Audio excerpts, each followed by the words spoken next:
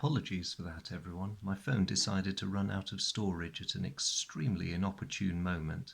Very bad planning in the middle of an action, but there we go. So this is my hypothetical setup continued where Lutzo and Lion have encountered one another. Now each turn in this game is divided into a movement phase, a combat phase, and a visibility check phase. Now, because of the foggy conditions, we're not going to worry about the visibility check. That's not going to change over the game turn. Now, before I'd realised that my phone had decided to die on me, I had manoeuvred Lutzo because each phase the Germans move first, followed by the British. Now, if this sounds like a disadvantage, in many respects it's not. If anything, the German player actually has a slightly harder time because he or she has to think very carefully about where they want their ship to be at the end of their movement. Because what this turn structure does is it gives the British player complete freedom to react to any move that they see the Germans make. Now, in the optional rules, a system of randomly determined initiative replaces this if players would like, but I'm just demoing the basic game at the moment. So having encountered each other in the fog, Lutzo reacts quickly by moving round in an attempt to cross Lion's T.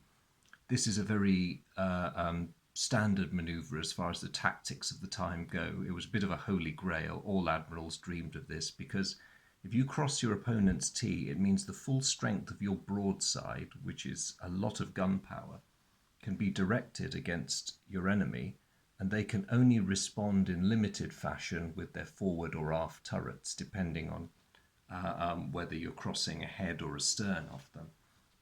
But of course, following the game system, Lion is actually able to react to that. So her maximum speed is 9. And she is going to employ a part of that speed, moving forward to close the range, turning. You can turn up to 45 degrees maximum in this game, and then attempting to use the rest of her speed to try and turn the tables on the Lutzo. And she has barely done it, but not quite. Bow and stern firing angles are measured at a rough 45 degrees from the corners, and try though she might, creditable effort, Lion has not quite managed to clear Lutzo's broadside arc. So that is the end of the turn's movement phase. I'll just bring the camera around so you can see how things stand. Lion is now closer to crossing Lutzo's T, which is not there yet. So next comes the firing phase. Lutzo's broadside armament is 14. The range is ridiculously close at barely over 2,000 yards, and at that range your firing strength is doubled, so 14, which is Lutzo's broadside strength, becomes 28. Lion's armor rating is 9. Now the fire combat table works on odds differentials, the penetration of the firing ship and the strength of its guns and the number of guns versus the strength of the defending ship's armour. So 28 into 9, 3 to 1. Odds are always rounded in favour of the defender. The Germans make their roll and they have scored a hit. The next stage is to roll again to see what damage is inflicted.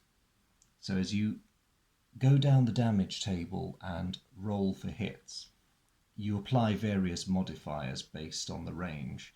Now at this range, Lutzo has scored hits, but her shells have done no appreciable damage. Lion then will return the favour by firing her broadside guns at the same range into Lutzo. She similarly rolls badly, despite the good odds, and no hits are scored.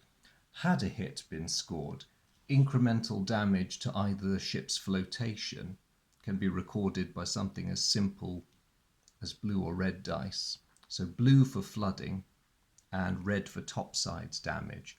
And as ships accumulate damage, their capabilities gradually decrease until they reach a point where they are either crippled or, in the worst case, sunk. Most scenarios can be played until one side has sunk or withdrawn, But more often, the scenarios given in the game will give you specific objectives where one side either has to escape or has to reach a certain position on the board or gain a distance which is out of visual range. So there's always something that is a bit more to this game than simply destroying your opponent. There's a particular objective for each side.